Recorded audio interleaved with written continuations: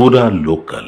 నమస్తే, welcome to పూరా local. ప్రస్తుతం మనం బీజేపీ రాష్ట్ర ప్రధాన కార్యాలయంలో ఎమ్మెల్సీ అంజిరెడ్డి తోటి ఉన్నాము. స్థానిక సంస్థల ఎన్నికలు రాబోతున్నట్టు వార్తలు వస్తున్నాయి. ఏ విధంగా సన్నద్ధం అవుతున్నారు? రేపు యాక్చువల్ మాకు మీటింగ్ ఉంది. ఆ మీటింగ్లో మొత్తం సునీల్ బన్సల్ గారు కూడా నేషనల్ జనరల్ సెక్రటరీ గారు వస్తారు. రేపు మీటింగ్ ఉంది 10 o'clock. మీటింగ్ అయిన తర్వాత ఏ విధంగా చర్చలు ఉండే ఆ టోటల్ ప్లాన్ ఆఫ్ యాక్షన్ అవన్నీ రేపు జరుగుతున్నాయి. ఈరోజు ఏదైతే భరోసా కార్యక్రమంలో ఉన్నదో ఆ కార్యక్రమంలో నాకు 2 రిప్రజెంటేషన్ రావడం జరిగింది. ఒకటి ఎర్దనూరు విలేజ్లో 231 సర్వే నెంబర్లో 400 ఎకరాల ల్యాండ్ ఉంది. 400 ఎకరాల ల్యాండ్లో 50 మందికి ల్యాండ్లెస్ పూర్ వాళ్ళకు 2005లో ఇవ్వడం జరిగింది. ఈ 2005లో ఇచ్చిన తర్వాత ప్రతి ఒక్కరికి హాఫ్ ఎకర్ ల్యాండ్ ఇవ్వడం జరిగింది. ఆ ల్యాండ్ను కొంతమంది ఆక్యుపై చేయడం జరిగింది. ఆ ఆక్యుపై చేసిన దానికే ఆల్రెడీ హైకోర్టు డిసిషన్ ఇచ్చింది. 4 monthsలో వాళ్ళకి సర్వే చేసి వాళ్ళ ల్యాండ్ వాళ్ళకి ఇవ్వడం జరిగింది. ఇవ్వమని గిట ఇంతవరకు 6 months అయింది. దానిలో అవసరమైతే కంటెంప్ట్ ఆఫ్ కోర్టు లేదా ఇమీడియట్లీ ఆడు ధర్నా కార్యక్రమం చేసి వాళ్ళకి ల్యాండ్ ఇప్పిస్తామని కూడా మేము భారతీయ జనతా పార్టీ తరఫున తెలియజేస్తా ఉన్నాం. అదేవిధంగా ఫీజు రియంబర్స్మెంట్ ఎఫ్ఆర్సీ ఏదైతే ఇచ్చిందో ఎఫ్ఆర్సీలో బ్లాక్ పీరియడ్ అనేది ఇస్తుంది. 2025 అండ్ 26 నుంచి 27, 28 వరకు ఫీజులు పెంచొద్దు. ఎప్పుడైతే పెంచిరో ఇది 4 years వరకు ఉంటుంది అనే రకంగా ఆల్రెడీ ఎఫ్ఆర్సీ ఇవ్వడం జరిగింది. మేము ఒకటే గవర్నమెంట్ డిమాండ్ చేస్తూ ఉన్నాం, ఏదైతే మీరు ఒక్కసారి కమిట్మెంట్ ఇచ్చిన తర్వాత ఆఫ్టర్ 4 years దాకా దీనికి ముట్టే అవసరం లేదు. పిల్లల మీద భారం పడకుండా ఉండాలి. మీరు ఏదైతే ఫీజు రీఎంబర్స్మెంట్ అమౌంట్ 75,000 ఇస్తూ ఉన్నారో అధికంగా కొన్ని కాలేజీలు 1,25,000, 1,50,000, 1,75,000 తీసుకుంటా ఉన్నారు. దానికి మళ్ళీ ఇంకా 120-150% పెంచి మరి ఇంజనీరింగ్ ఫీజుల మీద మీరు భారం వేస్తూ ఉన్నారు. ఆ భారం వేయకుండా మేము ఒకటే ఉందండి, ఎఫ్ఎఫ్సి ఫైండ్ అది యాక్ట్ ఏదైతే ఉందో దాన్ని మీరు ఒకటేసారి ఇన్స్పెక్షన్ చేసి ఏ కాలేజీలో ఎవరు చదువుతూ ఉన్నారు, ఎవరు ఏది టీచర్స్ ఉన్నారు, ఎవరు పిహెచ్డి ప్రొఫెసర్స్ ఉన్నారు, వాళ్ళ లిస్ట్ అంతా ఆన్లైన్లో పెట్టమని చెప్తా ఉన్నాం. వాళ్ళ కాలేజీల పరిస్థితులు ఆన్లైన్లో పెట్టమంటున్నాం. దాన్ని బట్టి గ్రేడ్ కేటాయించాలని డిమాండ్ చేస్తూ ఉన్నాం. 7,500 కోట్లు ఏదైతే మీరు పెండింగ్ ఉన్నదో ఆ పెండింగ్ ఇప్పియాలని మేము డిమాండ్ చేస్తూ ఉన్నాం. ఈ బడ్జెట్లో మీరు 21,000 కోట్లు పెట్టారు. పెట్టినప్పుడే 12 యూనివర్సిటీలు ఏ విధంగా దారుణంగా ఉన్నాయి.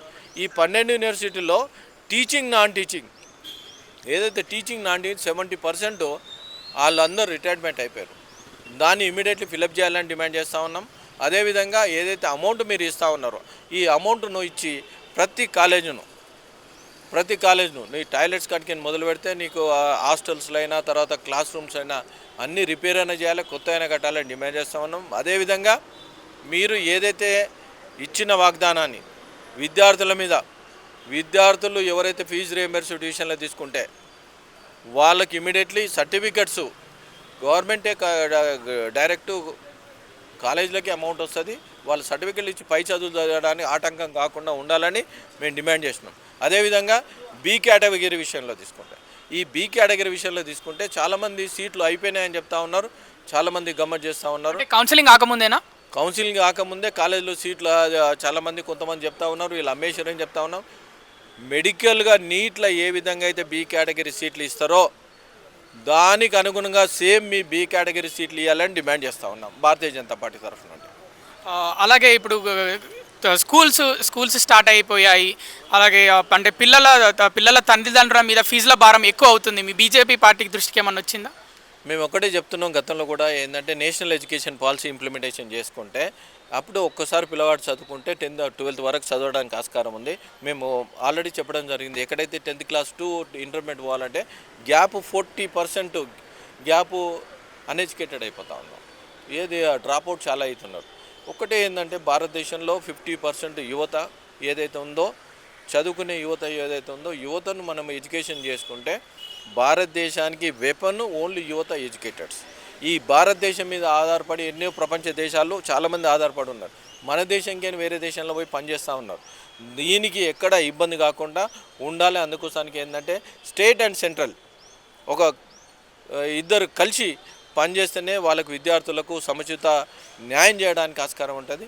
దీన్ని ఒక్కసారి ఆలోచించుకొని ముఖ్యమంత్రి గారు కోరేది, విద్యాశాఖ మంత్రి మీరే ఉన్నారు, మీరున్నప్పుడు దీన్ని ఒక్కసారి ఆలోచించుకొని, ఎందుకంటే విద్యార్థులను తీర్చిదిద్దడానికే ఎప్పుడైతే తీర్చిదిద్దుతారో మన తెలంగాణ కూడా బాగుపడడానికి ఆస్కారం ఉంటుంది.